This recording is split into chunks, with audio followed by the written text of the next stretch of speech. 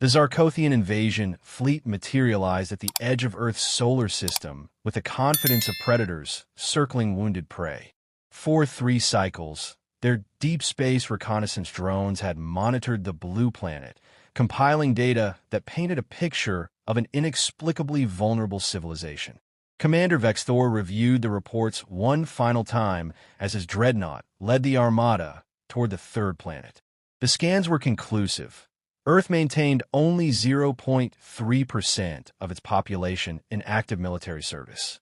Their weapons were primitive kinetic projectiles and chemical explosives. No orbital defense platforms. No particle cannons. No quantum shields.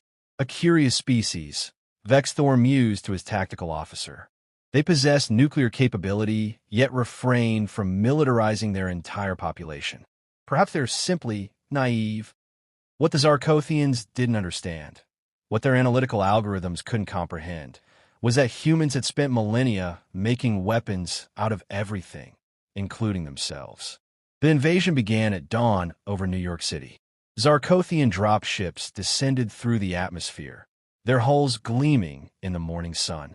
Vexthor expected panic, surrender, perhaps isolated resistance from their minimal military forces. Instead, humanity shrugged and went to war. In Brooklyn, a construction worker named Marcus grabbed his nail gun and joined his crew. They'd build skyscrapers in sub-zero temperatures and summer heat waves that would kill most species. Fighting off aliens was just another Tuesday. Within an hour, they'd fortified 3 city blocks using excavators as battering rams and welding torches as close-range weapons. The Zarkothians' first ground units encountered a population that treated violence as a recreational activity. Mixed martial artists who trained to break bones for sport. Rock climbers whose grip strength could crush their chitinous armor. Endurance runners who could pursue them for hours without stopping. In Texas, hunters who could thread a bullet through a target's eye at 800 meters suddenly had much more interesting prey. In Alaska, bush pilots who routinely flew through storms that would ground military aircraft began coordinating strike runs using crop dusters loaded with improvised payloads. Vexthor watched his casualty reports with growing horror. His soldiers were being killed by civilians? A human grandmother in Ohio had taken down an assault squad using nothing but boiling water and a kitchen knife. In Japan, a chef had turned his sushi preparation skills into a terrifyingly efficient close-quarters combat style. How was this possible? He demanded. They have no military training. But that was the fatal misunderstanding. Humans didn't need formal military training because they'd weaponized their entire culture. Their children played games simulating warfare. Their entertainment glorified combat. Their sports were ritualized violence. Every human had spent their entire lives preparing for conflict. They just called it living. The scattered military forces the Zarkothians had detected, those weren't humanity's warriors. Those were humanity's specialized warriors, trained for the rare occasions when ordinary human lethality wasn't sufficient. When Earth's actual militaries mobilized, Vexthor finally understood his mistake.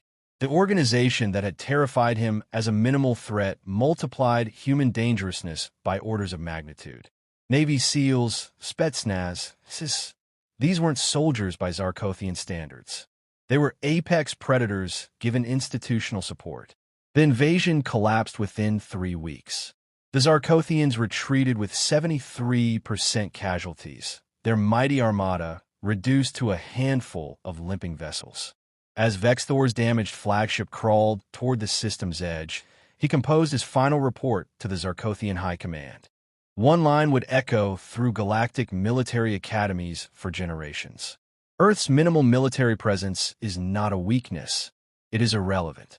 On that world, every human is born a weapon. They do not become warriors through training. They are merely taught to refine what they already are. Mark these coordinates as forbidden. Humanity does not need an army. They are an army. The transmission ended.